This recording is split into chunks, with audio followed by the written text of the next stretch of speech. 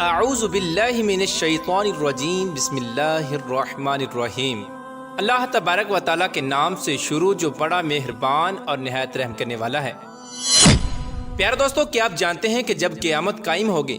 اور دنیا میں رہنے والی ہر مخلوق، انسان، حیوانات، چرند پرند، الغرض سب کچھ تباہ ہو جائے گا اور تمام انسان مر جائیں گے، سورج چاند ستارے گہنا جائیں گے اور دنیا کی ہر چیز کو صفحہ ہستی سے مٹا دیا جائے گا اور پہاڑ ہوا بن کر اڑ جائیں گے۔ پیارے دوستو، آج کی اس ویڈیو میں ہم آپ کو بتائیں گے کہ جب اس دنیا کو ختم کر دیا جائے گا اور اس کو صفحہ ہستی سے مٹا دیا جائے گا اور دنیا میں کوئی بھی مخلوق باقی نہ رہے گی تو اس کے بعد کیا ہوگا، اور پھر اللہ تبارک و تعالیٰ کس طرح سے اس دنیا کو نئے سرے سے آباد فرمائے گا اور کس طرح لوگوں کو ان کی قبروں سے دوبارہ زندہ فرمائے گا، اور اس کے بعد کون کون سے معاملات درپیش آئیں گے۔ پیارے دوستو، ان تمام تر سوالات کے جوابات قرآن و حدیث کی روشنی میں آج کی اس ویڈیو میں ہم آپ کو بتائیں گے، لہٰذا آپ سے گزارش ہے کہ ہماری اس ویڈیو کو اینڈ تک ضرور دیکھیے گا۔ پیارے دوستو، جب قیامت کا وقت بالکل قریب آ جائے گا تو اللہ تبارک و تعالیٰ حضرت اسرافیل علیہ السلام کو سور پھونکنے کا حکم دیں گے۔ تو حضرت اسرافیل علیہ السلام اللہ تبارک و تعالیٰ کے حکم کے مطابق سور پھونکیں گے اور آہستہ آہستہ دنیا تباہ و برباد ہونا شروع ہو جائے گی۔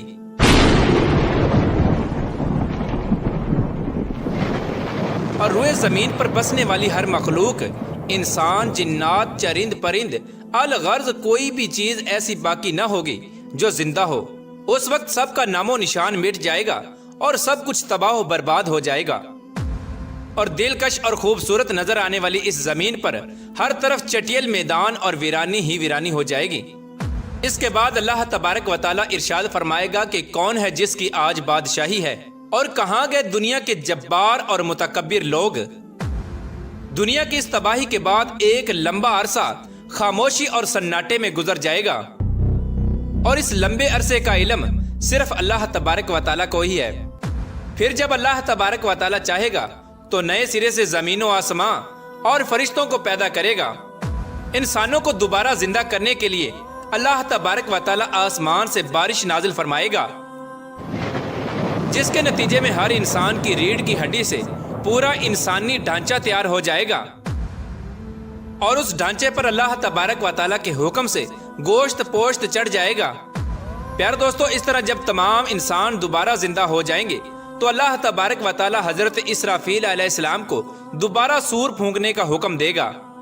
اس وقت تمام انسان ننگے پاؤں، ننگے بدن اور بے ختنہ اٹھ کھڑے ہوں گے، جس طرح ماں کے پیٹ سے پیدا ہوئے تھے، اور اس دن اللہ تبارک و تعالیٰ کا یہ فرمان پورا ہوگا جس طرح کہ اللہ تبارک و تعالیٰ قرآن پاک میں ارشاد فرماتا ہے، اور تم لوگ فردن فردن ہمارے پاس حاضر ہوگے جس طرح ہم نے تمہیں پہلی مرتبہ پیدا کیا تھا۔ پیارے دوستو، سب سے پہلے اللہ تبارک و تعالیٰ کے پیارے حبیب حضرت محمد مصطفیٰ صلی اللہ تعالیٰ علیہ وآلہ وسلم اپنی قبر انور سے باہر تشریف لائیں گے۔ اس کے بعد حضرت عیسیٰ علیہ السلام اور دیگر انبیاء کرام اپنی قبر انور سے باہر تشریف لائیں گے، اور اس کے بعد شہداء کرام اور اللہ تبارک و تعالیٰ کے نیک بندے اور اہل ایمان اٹھیں گے۔ اس دن کافر، مشرک اور منافق لوگ اپنے اپنے اعمال کے مطابق اپنی قبروں سے زندہ اٹھیں گے۔ کوئی اندھا ہوگا تو کوئی بہرا ہوگا تو کوئی لنگڑا ہوگا، اور کسی کو چیونٹی کی شکل میں اٹھایا جائے گا، اور کوئی شخص اپنے اعمال کے مطابق سر کے بل اٹھے گا۔ اس دن کافر اس غیر متوقع زندگی کے مناظر دیکھ کر شدید خوف اور غم کے اندر مبتلا ہو جائیں گے، اور ان کی آنکھیں اس خوفناک منظر کو دیکھنے کے بعد پتھرا جائیں گی، اور ان کافروں کے دل کانپ رہے ہوں گے اور کلیجے منہ کو آ رہے ہوں گے۔ اس دن اتنا وحشتناک عالم ہوگا کہ کوئی غمسار اور مددگار نہ ہوگا، اور اس دن نہ ہی کوئی ایک دوسرے کو پوچھنے والا ہوگا،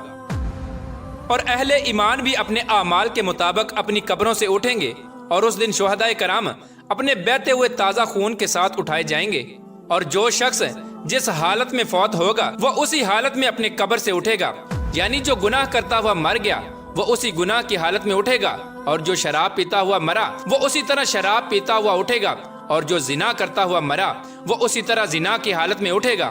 پیارے دوستو، اس طرح جب تمام مخلوق زندہ ہو جائے گی اور اپنی اپنی قبروں سے باہر نکل آئے گی، پھر اس کے بعد قبروں سے اٹھتے ہی ہر انسان پر 2 فرشتے مقرر کر دیے جائیں گے، اور وہ فرشتے تمام لوگوں کو میدان حشر میں پہنچا دیں گے۔ پیارے دوستو، آپ کو بتاتے چلیں کہ میدان حشر ملک شام کے علاقے میں قائم ہوگا اور سبھی لوگوں کو اپنی اپنی قبروں سے اٹھ کر اس میدان میں جانا ہوگا،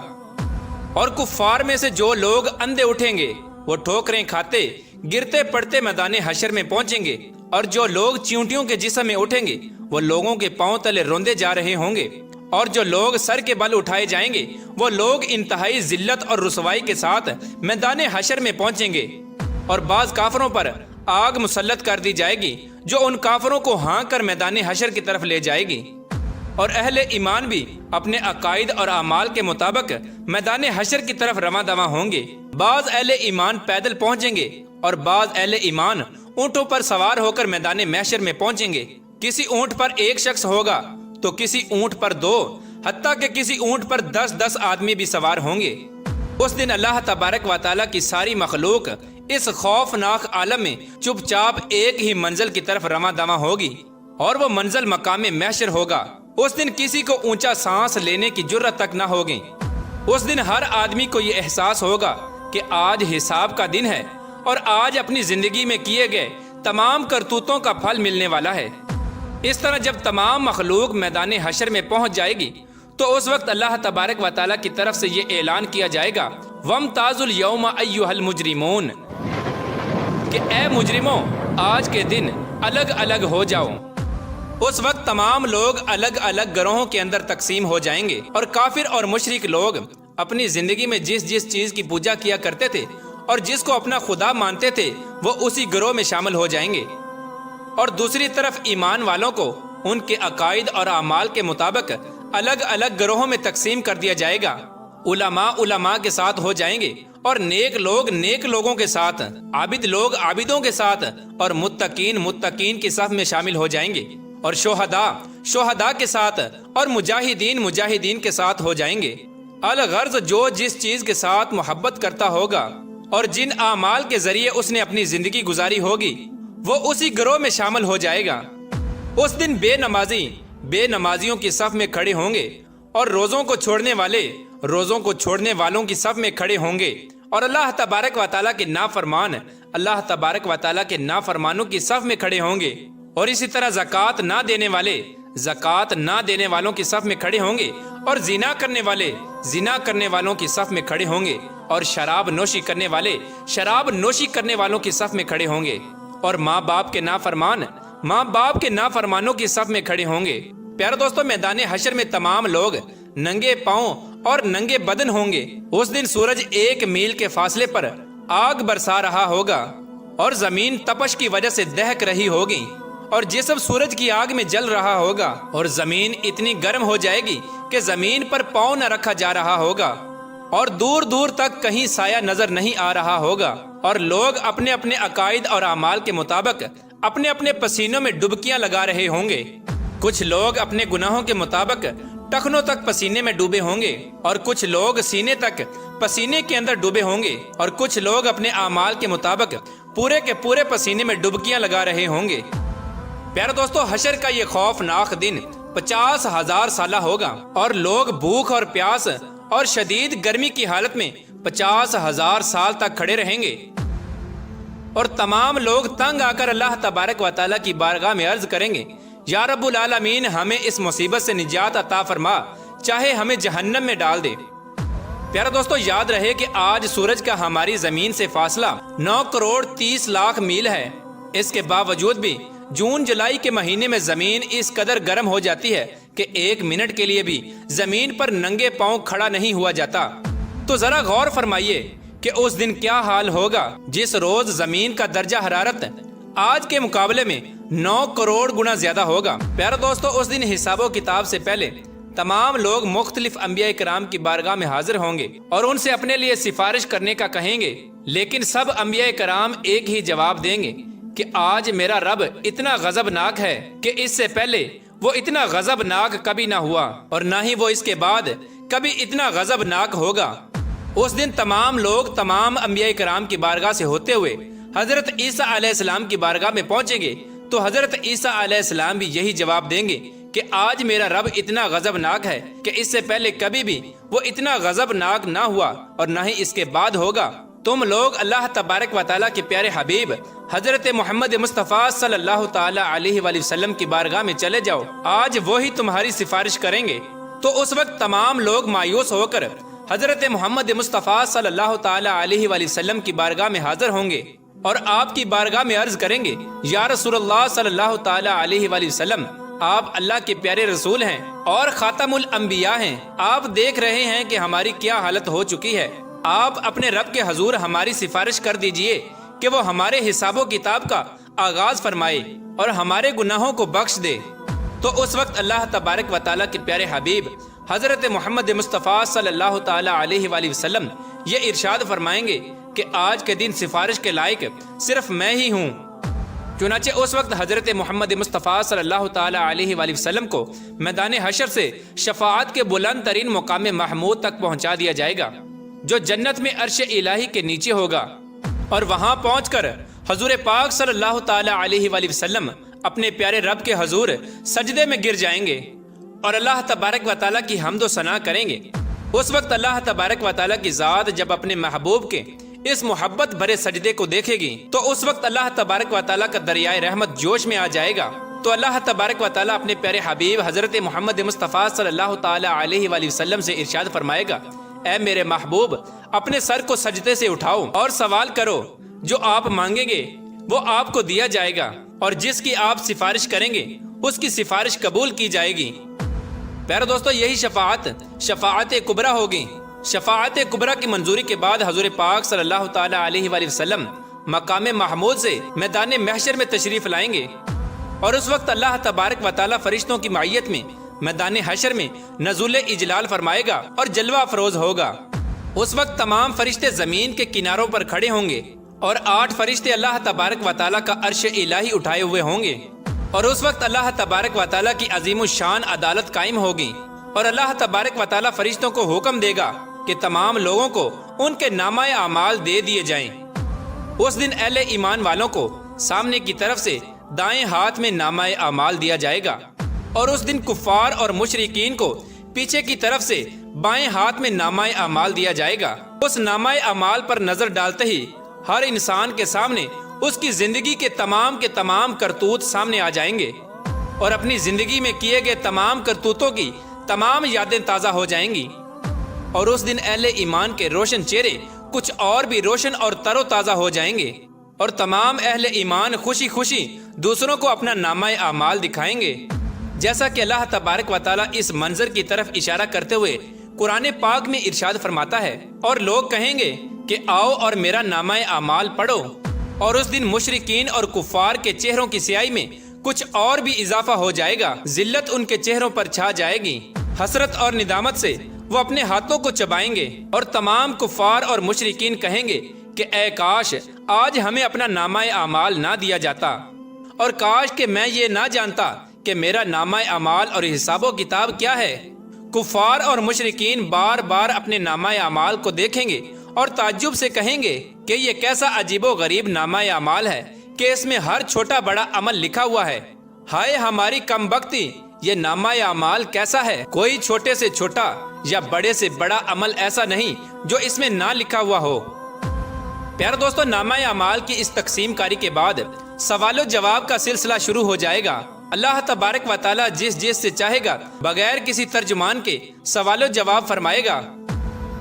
اس دن سب سے پہلے مشرکوں سے پوچھا جائے گا کہ تم لوگوں نے شرک کیوں کیا؟ اس دن مشرکین اللہ تبارک و تعالیٰ کے سامنے انکار کر دیں گے اور کہیں گے کہ ہم نے تو کبھی شرک نہیں کیا۔ تو اس وقت اللہ تبارک و تعالیٰ کرامن کاتبین کو گواہی کے لیے بلائے گا، تو اس وقت کرامن کاتبین ان مشرکوں کے شرک کی گواہی دیں گے، لیکن مشرک لوگ پھر بھی اللہ تبارک و تعالیٰ کے سامنے انکار کر دیں گے۔ اس وقت شرک سے بھرا ہوا کرامن کاتبین کا لکھا ہوا نامہ اعمال ان لوگوں کے سامنے رکھا جائے گا۔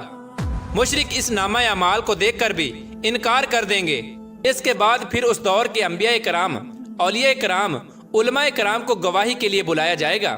تو وہ بھی ان کے شرک کی گواہی دیں گے، لیکن مشرک بدبخت لوگ ان کی گواہی کا بھی انکار کر دیں گے۔ اس کے بعد پھر وہ جگہ جہاں پر انہوں نے شرک یا کفر کیا تھا، اس جگہ کو گواہی کے لیے بلایا جائے گا، اور وہ جگہ مشرکین کے شرک کی گواہی دے گی، لیکن مشرک لوگ اس کا بھی انکار کر دیں گے، اور مشرک لوگ اللہ تبارک و تعالیٰ کی طرف مخاطب ہو کر کہیں گے کہ یا اللہ تم نے اپنے بندوں کو کیا ظلم سے پناہ نہیں دی؟ تو اللہ تبارک و تعالیٰ ارشاد فرمائے گا کہ ہاں میں نے اپنے بندوں کو ظلم سے پناہ دی ہے۔ تو مشرکین اللہ تبارک و تعالیٰ کی بارگاہ میں عرض کریں گے آج ہم اپنی ذات کے علاوہ کسی کی گواہی کو قبول نہیں کریں گے۔ چنانچہ اس وقت اللہ تبارک و تعالیٰ مشرکین کی زبانوں پر مہر لگا دے گا اور ان کے اعضاء کو بولنے کا حکم دے گا۔ اس وقت مشرکین کے تمام اعضاء یہ گواہی دیں گے کہ ہاں انہوں نے شرک کیا تھا، اور اس طرح ان کے اعضاء کی گواہی کی وجہ سے ان پر جہنم واجب کر دی جائے گی۔ جہنم کی یہ وعید سنتے ہی مشرکین لوگ اپنے جسم کے اعضاء کو لان تان کرنا شروع کر دیں گے اور کہیں گے کہ ہم نے تو تمہیں جہنم سے بچانے کی کوشش کی، لیکن تم نے ہمیں جہنم کا مستحق بنا دیا۔ تو اس وقت وہ تمام اعضاء جواب دیں گے کہ جس اللہ تبارک و تعالیٰ نے تمہیں قوت گویائی عطا فرمائی ہے اس نے ہمیں بھی بولنے کا حکم دیا تھا، تو ہم کس طرح اس کی نافرمانی کر سکتے تھے؟ اس کے بعد اللہ تبارک و تعالیٰ ایک منافق سے سوال کرے گا کیا میں نے تمہیں دنیا میں عزت، حکومت، مال و دولت اور اہل و عیال نہیں دیے تھے؟ وہ عرض کرے گا کیوں نہیں یا اللہ، سب کچھ عطا فرمایا تھا۔ تو اللہ تبارک و تعالیٰ دوسرا سوال پوچھے گا کیا تمہیں یقین تھا کہ قیامت آئے گی اور اللہ تبارک و تعالیٰ کے سامنے جواب دینا ہوگا؟ تو منافق اللہ تبارک و تعالیٰ کی بارگاہ میں عرض کرے گا ہاں یا رب العالمین، مجھے سب پتا تھا، میں نے تیرا کلمہ پڑھا، تیری کتاب پر ایمان لایا اور تیرے رسول پر بھی ایمان لایا، اور تیرے حکم کے مطابق نماز پڑھی اور روزے رکھے اور زکوٰۃ بھی ادا کی۔ اس وقت منافق اللہ تبارک و تعالیٰ کے سامنے اپنی تعریفیں کرنے میں پورا زور لگا دے گا۔ تو اللہ تبارک و تعالیٰ ارشاد فرمائے گا اچھا ذرا ٹھہرو، ہم کچھ اور گواہ لاتے ہیں۔ تو اس وقت منافق اپنے دل میں سوچے گا کہ میں تو مسلمانوں کے ساتھ مل کر نماز اور روزہ کرتا رہا، بھلا آج میرے خلاف کون گواہی دے گا؟ اس وقت اللہ تبارک و تعالیٰ اس کے منہ پر مہر لگا دے گا اور اس کی ران کو بولنے کا حکم دیا جائے گا۔ چنانچہ اس کی ران، اس کے بدن کا گوشت اور اس کی جسم کی ہڈیاں اور اس کے جسم کا رواں رواں اس کی منافقت کی گواہی دے گا کہ ایک طرف تو یہ نماز اور روزہ رکھتا اور دوسری طرف کفار کی دوستیوں پر ناز کرتا اور کفار کے مفادات کا تحفظ کیا کرتا تھا، مسلمانوں کو دھوکہ دیتا رہتا اور ان سے غداری کرتا رہتا۔ اس وقت اللہ تبارک و تعالیٰ اس منافق شخص پر غضبناک ہوگا اور اس پر جہنم کو واجب کر دے گا۔ پیار دوستو، ان سوال و جواب کے بعد اہل ایمان کا نمبر آئے گا، لیکن اللہ تبارک و تعالیٰ کی محبت کا انداز اہل ایمان سے کچھ نرالا ہوگا۔ ایک مومن آدمی کو اللہ تبارک و تعالیٰ اپنے قریب بلائے گا اور اس پر اپنا امن اور رحمت ڈال دے گا، اور اللہ تبارک و تعالیٰ اس مومن سے سوال کرے گا کہ تو نے فلاں فلاں گناہ کیا تھا۔ تو اس وقت مومن اللہ تبارک و تعالیٰ کی بارگاہ میں عرض کرے گا ہاں یا رب العالمین، میں نے فلاں فلاں گناہ کیا تھا۔ تو اس طرح اللہ تبارک و تعالیٰ اس کے بعد اس کے ایک ایک گناہ کے بارے میں سوال کرتا جائے گا، اور وہ مومن اپنے تمام گناہوں کا اقرار کرتا جائے گا، اور اس وقت وہ مومن سوچنے لگے گا کہ اب تو میں ضرور ہلاک ہو جاؤں گا اور جہنم میں ڈال دیا جاؤں گا۔ اس وقت اللہ تبارک و تعالیٰ کی رحمت جوش میں آئے گی اور اللہ تبارک و تعالیٰ ارشاد فرمائے گا کہ میں نے تیرے گناہوں پر دنیا میں بھی پردہ ڈالا تھا اور میں تیرے گناہوں پر آج بھی پردہ ڈال رہا ہوں۔ اس کے بعد اللہ تبارک و تعالیٰ اس مومن کو جنت میں بھیج دے گا۔ پیارے دوستو، جب یہ سوال و جوابات کا سلسلہ ختم ہو جائے گا اور تمام لوگوں سے ان کے حقوق کے متعلق سوال کر لیے جائیں گے، تو اس کے بعد میدان حشر کا آخری مرحلہ شروع ہو جائے گا اور میزان کو سجایا جائے گا۔ تمام انسانوں کے نامہ اعمال اپنی آخری شکل میں وزن ہونے کے لیے تیار ہو جائیں گے، اور حجت کو قائم کرنے کے لیے میزان قائم کیا جائے گا، اور اس میزان میں جن لوگوں کی نیکیوں کا پلڑا باری ہوگا وہ لوگ کامیاب لوگ ہوں گے، اور جن لوگوں کے گناہوں کا پلڑا باری ہوگا وہ لوگ ناکام ترین لوگ ہوں گے۔ اس دن جو کامیاب لوگ ہوں گے وہ جنت میں چلے جائیں گے، اور جو ناکام لوگ ہوں گے اور جن کے گناہوں کا پلڑا باری ہوگا وہ جہنم میں داخل کر دیے جائیں گے۔